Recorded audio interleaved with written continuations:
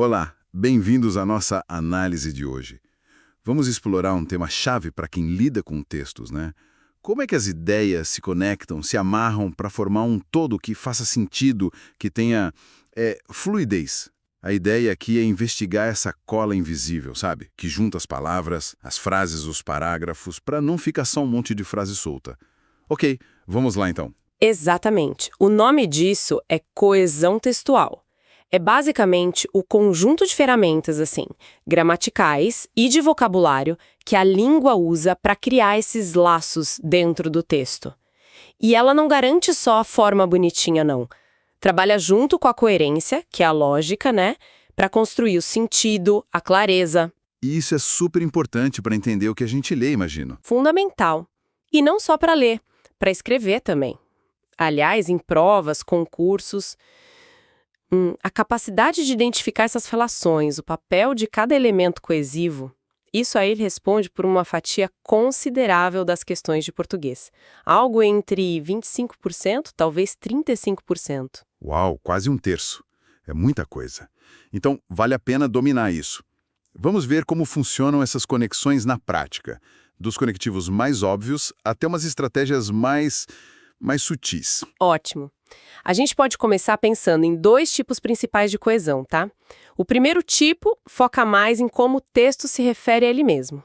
Como ele liga os termos e as ideias internamente. Certo? Essa seria a coesão referencial, é isso? Isso mesmo. Aquela que usa palavras para apontar para outras coisas dentro do próprio texto. Como funciona? Basicamente, ela funciona em dois movimentos principais. O mais comum é a anáfora. É quando uma palavra ou uma expressão retoma alguma coisa que já foi dita antes. Por exemplo, se eu digo, o João chegou, ele estava cansado. Ah, o ele está retomando o João. Exatamente. O pronome ele faz essa referência anafórica ao João. Entendi. E não é só com pronome que isso acontece, né? Não de jeito nenhum. Você pode usar numerais, por exemplo. Analisamos duas propostas. A primeira foi recusada. A primeira retoma propostas. Ou advérbios de lugar. Fomos a Paraty, lá aproveitamos a praia.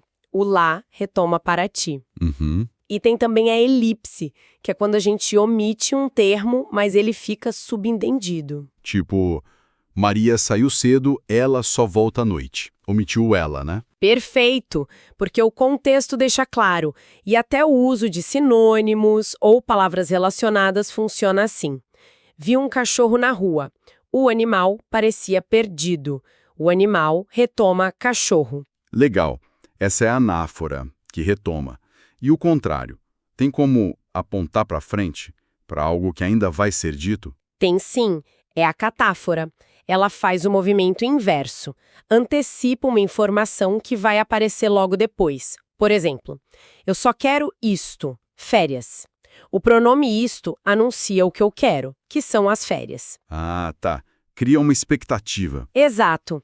Outro exemplo, precisamos ter estas virtudes, paciência e foco. O estas prepara para a lista que vem em seguida. Certo. Anáfora olha para trás, catáfora olha para frente. E ainda nessa linha de referência, tem a questão da substituição, né? Para a gente não ficar repetindo a mesma palavra 1000 vezes. Exatamente. É a substituição lexical. É usar palavras ou expressões diferentes para falar da mesma coisa. Ajuda muito a dar variedade e riqueza para o texto. A gente já viu a sinonímia, né? O presidente falou, o chefe de Estado reforçou a ideia. Usar um sinônimo. Isso. Ou usar um hiperônimo, que é uma palavra mais geral. Comprei rosas vermelhas. As flores enfeitaram a sala. Flores é mais geral que rosas. Entendi. E tem também a nominalização, que é quando a gente pega uma ação, um verbo, e transforma num substantivo. O governo investiu muito. Esse investimento foi crucial. Esse investimento substitui a ideia de o governo investir. Faz sentido. Ajuda a conectar e a não ficar repetitivo. Bom, essa foi a coesão referencial então, focada em apontar para dentro do texto, para trás ou para frente. Qual o outro tipo? O segundo grande tipo é a coesão sequencial. Agora, o foco muda um pouco. Não é tanto sobre apontar para palavras específicas, mas sobre como as frases, as ideias, os parágrafos se encadeiam, como o texto progride de forma lógica. A sequência. É aí que entram os famosos conectivos, imagino. Aquelas palavrinhas que ligam tudo. Exatamente. Conjunções, preposições, advérbios que conectam. Eles são as estrelas da coesão sequencial. São eles que estabelecem as relações de sentido entre as partes do texto. Certo. E é aqui que a coisa fica interessante porque essas relações mostram como o raciocínio está sendo construído, né? Tipo, se é uma adição, uma oposição, causa. Precisamente. Essas relações semânticas são a espinha dorsal da lógica textual. A gente pode dar uma olhada nas principais para entender melhor. Por exemplo, para adicionar uma ideia na mesma linha, a gente usa e, nem, também, além disso, ademais. Ele estudou a teoria e fez os exercícios. Ok, adição é mais direto. Mas de quando as ideias se chocam? Quando uma contraria a outra? Aí entra a oposição, ou contraste. É marcada por conectivos como mas, porém, contudo, entretanto, todavia. O projeto era bom, mas não foi aprovado. Essa é clássica. E aqui vale sempre lembrar da diferença. Mas para oposição, mais para intensidade ou quantidade, né? Muita gente ainda confunde. Importantíssimo. Queria ir, mas não pude. Versus queria mais tempo. É um erro comum que prejudica muito a clareza. Com certeza. E tem uma relação que é parecida com a oposição, mas um pouco diferente, que é a concessão, certo? Isso, a concessão. Ela é mais sutil. Ela admite um ponto contrário, um obstáculo, mas esse obstáculo não impede a ideia principal de acontecer. Usa-se embora, ainda que, mesmo que, apesar de. Por exemplo, embora estivesse chovendo, fomos ao parque. A chuva é um fato contrário, mas não impediu a ida ao parque. Entendi a diferença. A oposição nega, a concessão admite, mas supera. Exatamente. E atenção, conectivos como embora, ainda que, geralmente pedem o verbo no subjuntivo. É embora esteja, não embora está. Outro ponto que pega muita gente. Boa dica. Então já vimos adição, oposição, concessão e para indicar uma conclusão lógica, um fechamento. Aí usamos a conclusão ou síntese, com conectivos como portanto, logo, assim, então, por isso, por conseguinte. Ele se dedicou muito aos estudos, logo obteve um ótimo resultado. A conclusão vem do que foi dito antes. Certo. E para explicar o motivo de algo? A razão por trás? É a relação de causa. Os conectivos são porque, pois, antes do verbo, geralmente, já que, visto que, uma vez que, quando está no início da frase, né? Ele não veio porque estava viajando.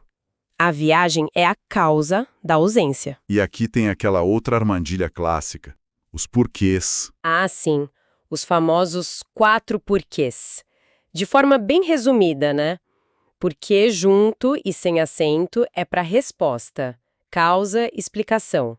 Não fui porque choveu. Porque separado e sem acento para perguntas ou quando equivale a pelo qual. Por que você se atrasou? Os motivos, porque lutei. Porque junto e com acento é substantivo, sinônimo de o motivo. Não entendi o porquê da decisão. E porque separado e com acento é no final de frase interrogativa. Você não veio por quê? Os porquês mereciam um episódio só para eles. Mas ok, já temos adição, oposição, concessão, conclusão, causa. Que outras relações são essenciais para essa sequência lógica? Bom, tem várias outras importantes. A condição, por exemplo, que estabelece uma hipótese, um requisito, usa-se se, caso, contanto que, desde que. Se você estudar, passará na prova. A condição para passar é estudar. Isso tem a finalidade, que indica o objetivo, o propósito, usa para quê, a fim de quê, para. Economizamos dinheiro para viajar nas férias. O objetivo é viajar. E a relação de tempo. fundamental para organizar os fatos. Quando, enquanto, antes que, depois que, logo que, assim que ele chegou, a reunião começou. Certo. Condição, finalidade, tempo. E tem outras ainda, como comparação, como mais que, tão quanto, conformidade, conforme, segundo, de acordo com, proporção à medida que, quanto mais, e mais, explicação, pois, depois do verbo, por quê. A lista é grande, mas o fundamental é perceber que cada conectivo tem um trabalho específico. Ele sinaliza para o leitor qual é a relação lógica entre as ideias. Fica claro que não dá para usar qualquer conectivo de qualquer jeito. A escolha direciona totalmente a interpretação. E como é que a gente pode, na prática, quando está lendo, identificar essas relações com mais segurança? Tem alguma dica? Uma técnica que ajuda muito é o teste da substituição. Como funciona? Você pega o conectivo que está lá no texto e tenta trocar por outro que você acha que tem a mesma função, um sinônimo daquela relação lógica. Por exemplo, se você vê um mais, experimenta trocar por porém ou contudo. Se a frase continuar fazendo sentido com a mesma lógica, é um bom sinal de que você identificou corretamente a relação de oposição. Entendi. Testar com sinônimos da mesma classe. Boa ideia. E além disso? Outra coisa é tentar mapear as relações de forma ativa enquanto lê. Vai lendo e sublinhando os conectivos ou as palavras que fazem essa ligação. E se pergunta, o que essa palavra está ligando aqui? Qual é a relação entre essa ideia e a anterior? Tenta nomear a relação. Ah, isso aqui é causa, isso aqui é consequência, aqui tem uma oposição. Fazer isso conscientemente. Exato. Isso ajuda a fixar e a entender melhor como o autor construiu o argumento. E você começa a ver como tudo trabalha junto. Os conectivos da coesão sequencial, os pronomes da coesão referencial, tudo se encaixa. Certo. E quando essa cola falha? Quais são os problemas de coesão mais comuns que a gente encontra por aí e que atrapalham a clareza do texto? Olha, um problema clássico é a ambiguidade referencial, principalmente com pronomes. Aquela frase, João encontrou Pedro e disse que ele seria promovido. E quem seria promovido? O João ou o Pedro? Exatamente. Fica ambíguo. Para corrigir, a gente poderia repetir o nome ou usar este para se referir ao mais próximo, aquele para o mais distante, ou até mudar a frase toda para não deixar dúvida. A ambiguidade é péssima mesmo. Que outros problemas costumam aparecer? O uso inadequado de conectivo é muito comum. É usar um conectivo que não representa a relação lógica que existe entre as ideias. Tipo, usar um portanto, que indica conclusão, quando na verdade a relação é de oposição. O time treinou intensamente, portanto foi derrotado. Não faz sentido lógico, né? Nada. A conexão está quebrada. O certo talvez fosse mais foi derrotado, ou embora tenha treinado intensamente foi derrotado. A escolha errada do conectivo destrói a lógica. E a repetição? Ficar falando a mesma coisa toda hora. Sim, a repetição desnecessária, seja de palavras ou de estruturas, deixa o texto pobre, cansativo. A educação é fundamental, a educação transforma vidas, a educação merece investimento. Fica martelando, né? Fica.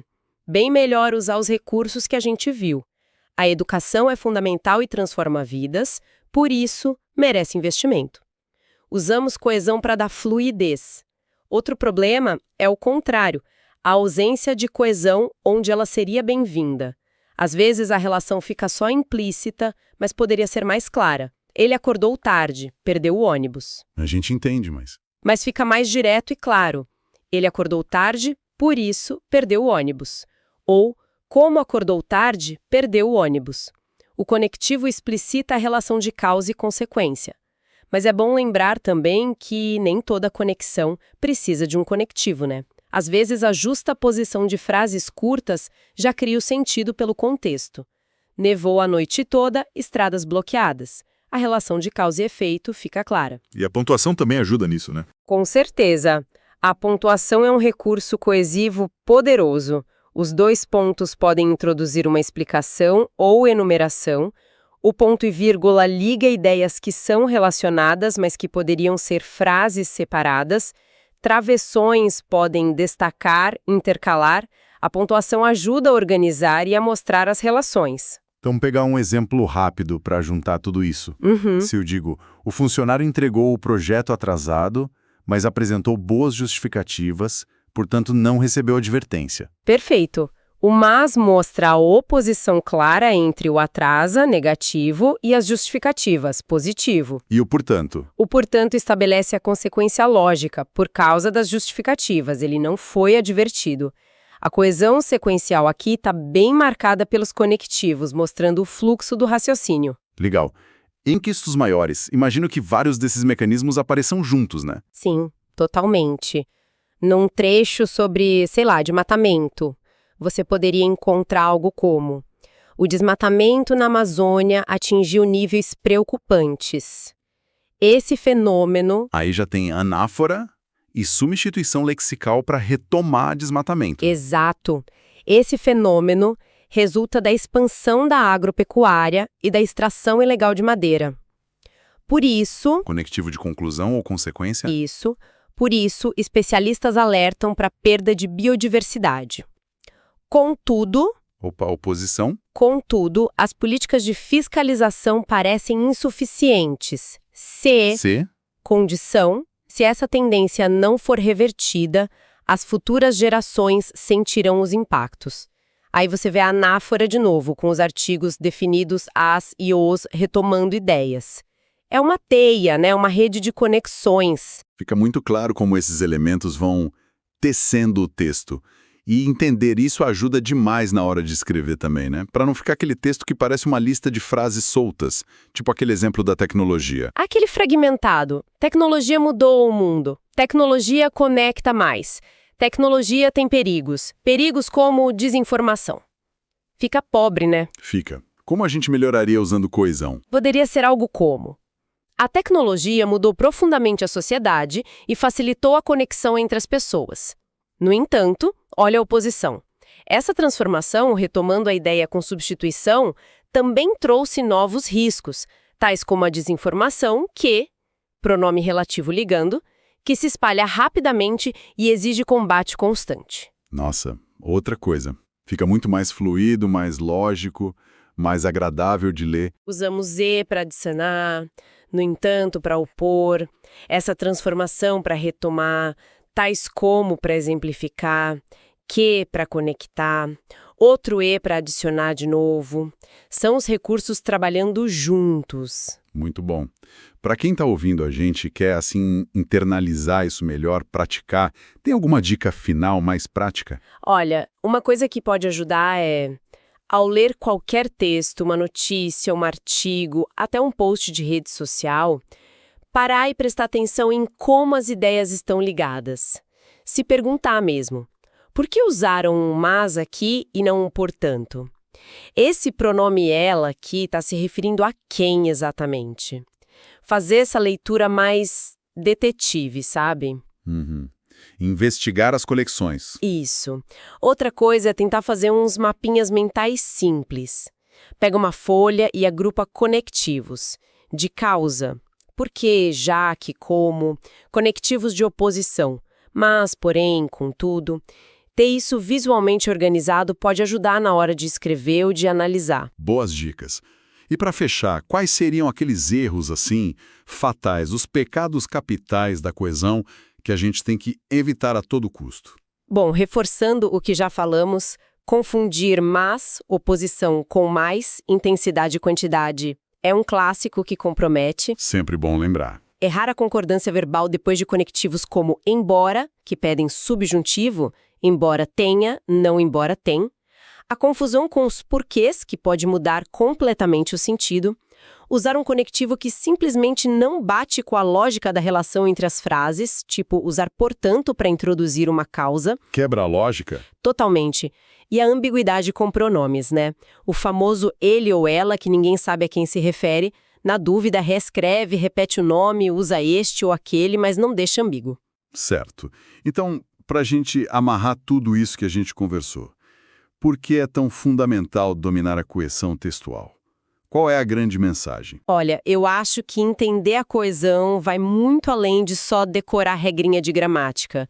É, na verdade, entender a arquitetura do pensamento que está ali naquele texto. É como decifrar o mapa de como o autor construiu a argumentação dele, como as ideias se apoiam umas nas outras para criar um significado maior, mais complexo. Não é só sobre escrever correto, então. É sobre pensar de forma mais clara, mais lógica e conseguir comunicar isso. Exatamente. Quando a gente domina esses mecanismos, a gente se torna, primeiro, um leitor muito mais crítico, mais atento, capaz de perceber as nuances, as intenções, a força dos argumentos num texto. E, tão importante quanto, a gente se torna um escritor mais eficaz, capaz de organizar as próprias ideias de um jeito lógico, claro, persuasivo, seja num e-mail de trabalho, num relatório, num artigo, enfim, em qualquer situação de comunicação. É uma ferramenta essencial para o pensamento organizado e para a comunicação eficaz. Fica então um convite, né? Para todo mundo começar a prestar mais atenção nesses pequenos fios que conectam as ideias nos textos que a gente lê todo dia. Um pronome aqui, um conectivo ali. E perceber como uma simples escolha, tipo usar um porquê em vez de um portanto, pode mudar completamente a direção e a força de um argumento. Exatamente. E talvez uma reflexão final para deixar no ar. Será que essa habilidade de construir conscientemente essas conexões no texto de forma clara e precisa, será que ela influencia só o jeito como a gente se comunica com os outros? Ou será que ela também acaba moldando de alguma maneira o nosso próprio jeito de organizar o raciocínio internamente quando a gente está processando informação, resolvendo problemas? Fica aí a pergunta para a gente pensar.